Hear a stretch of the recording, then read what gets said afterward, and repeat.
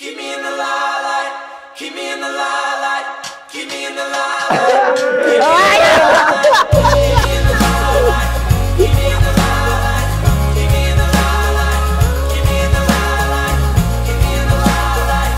Keep me in the limelight. Keep me in the limelight. Keep me in the limelight. Daddy, hindi ko alam, sorry po. Mommy, I want the little sister.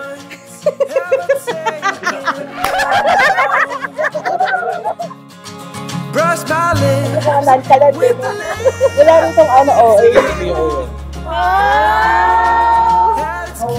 Thank you, Daddy.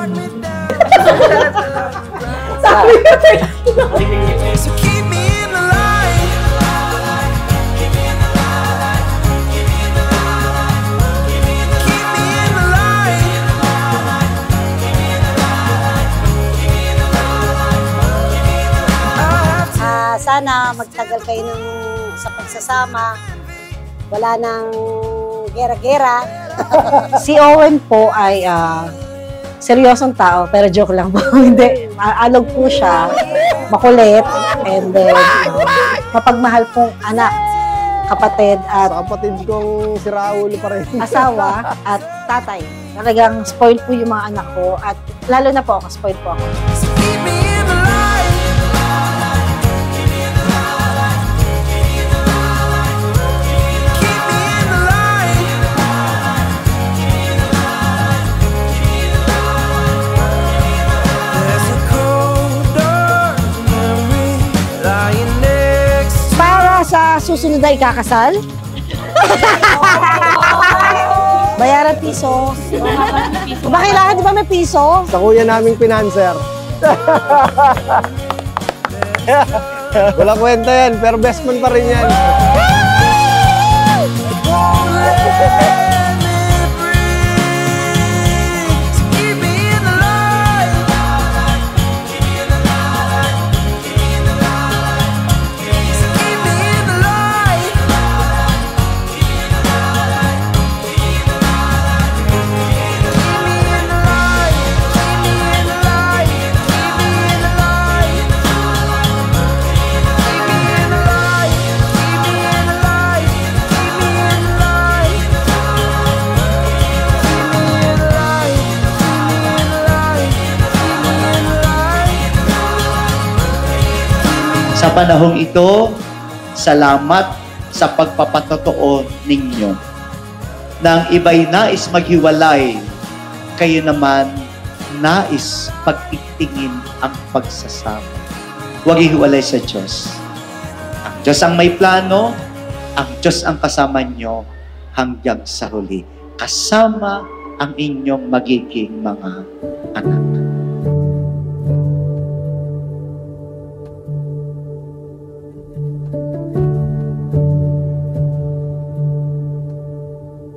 Si Rachel, ano yan, mabait. Basta naaalala niya lahat ng mga memories simula nung umpisa.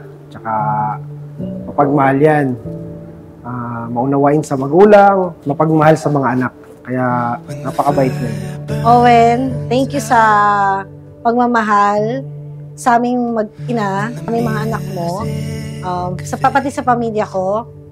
At nakita ko kung gaano mo kamahal yung pamilya mo at kami.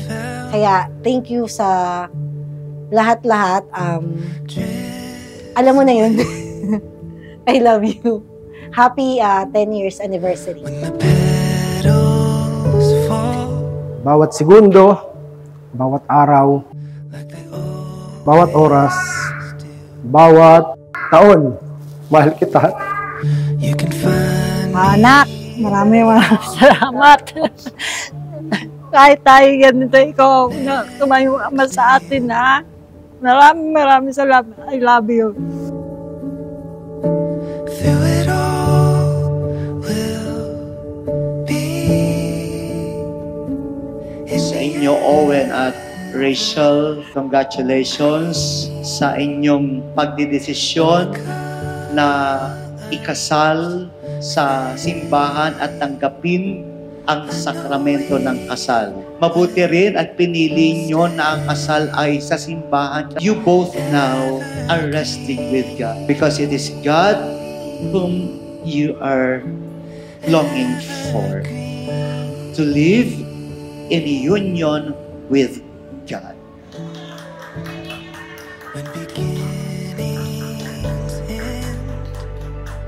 Isang bagay pa, hindi nakakalimot sa mga challenges sa buhay na dapat binubus niya yung mga kahinaan ko. Siya yung nagpapalakas sa akin pag down ako, tsaka kailangan ko ng tulong. Hindi niya ako iniiwan.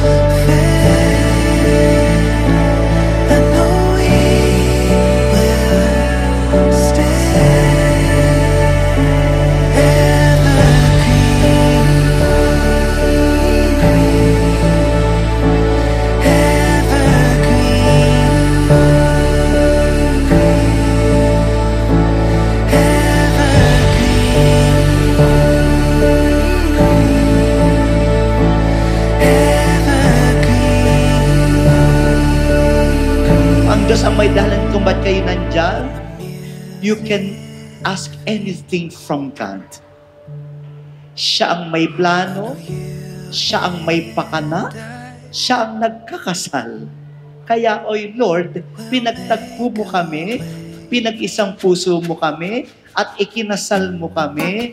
Please, pahingi dito. And God will provide them to you. Because He is the one working in this sacrament. Hindi ko alam kung pera to, talaga eh. Ano kaya? Pera to, pera.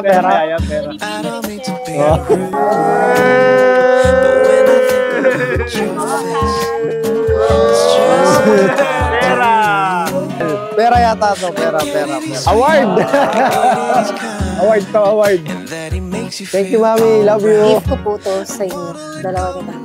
Wow! Wow, inihiling ko. Thank you. Kaya ko na sa kapatid. I'm trying to get it, but you think he's gonna love you better. I'd love to see him try. You think he's gonna make you happy. He must be one heck of a guy. I'm the one that loved you first, long before you learned that words don't let him get by without fire. Daddy, magta 10 years na tayo this year. Marami na tayong napagdaanan. Thank you sa lahat sa pag-aalaga sa amin. Hindi lang sa akin, actually, pati sa pamilya ko, pati sa mga anak natin. Salamat. Thank you and I love you. Ngayon po'y matutunghayan natin ang unang masuyong halik bilang mag-asawa. Totoong mag-asawa. Na sina Mr. and Mrs. Rowan Jer at Rachel Ann Gatdula. You may now kiss the bride. I am yours. I'm hoping that he loves you better. Thank you sa pagsuporta. Simula una. Isa lang napapangako ko. Mula noon hanggang ngayon. Ihigan ko yung bawat araw na ako para sa'yo. Yun lang. Namahal kita. I love you, Mami.